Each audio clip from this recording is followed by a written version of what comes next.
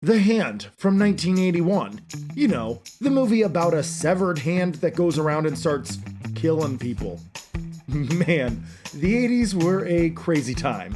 Welcome to the HellBound Horror Show.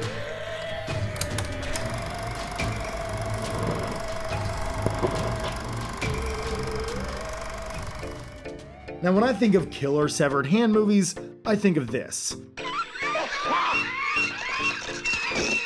And at times, 1981's The Hand isn't too far off of that.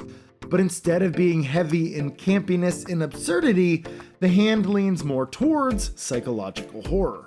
John is a comic book artist who has a struggling marriage. His wife is seeing a yoga instructor often, and John believes something is up between the two. The true thing keeping their marriage together at this point is their daughter. Early on in the movie, we get this film's thesis. A lizard separates itself from its own tail to avoid a cat. Lizzie, the daughter, thinks the tail is still alive, as when she pokes it, the tail moves. John tries to tell her that it's just the nerves acting, but she insists that the tail still remembers and is acting the way the lizard would want. Do you see where this is heading? One day, while his wife, Anne, is driving, a terrible accident occurs and John loses his hand. This is hard on John, as his livelihood depends on his artistic ability.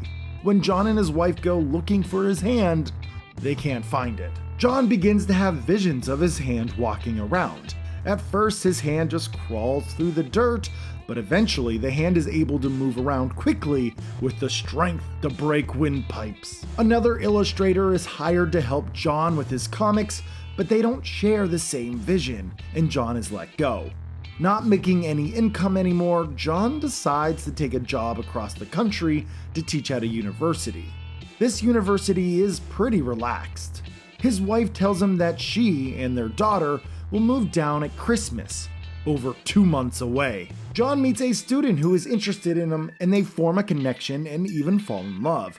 Turns out that she's sleeping with another professor, and once John figures it out, his hand goes after both of them.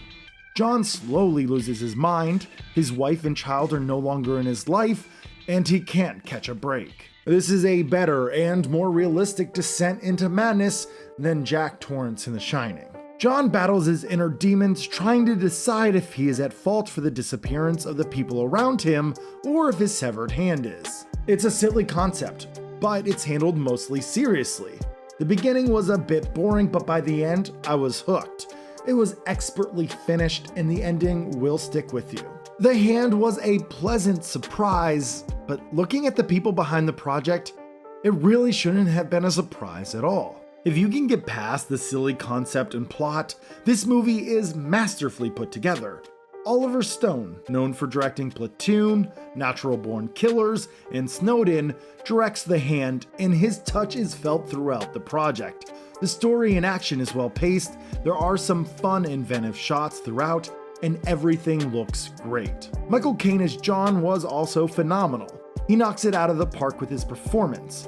He's been in way too many movies to count, and he is a true professional. The effects are also pretty good, with Stan Winston helping with them. I'm not blown away by the effects, but they are immersive and natural. All in all, this film could have been super silly. I mean, the story is super silly, but it's played as straight could be. It's almost like if you took an episode of SpongeBob SquarePants and tried to play it seriously and dark. It's an interesting mix, and it works surprisingly well. Scream Factory just released a brand new Blu-ray of this film. I already had the DVD copy from Warner Archives, so that was the version you saw. Don't overlook this film based on its premise alone. It's way better than its premise. Go in and just have fun with it. That's all I have for tonight, so as always, thank you so much for watching. Stay healthy, stay safe. Take care, everyone.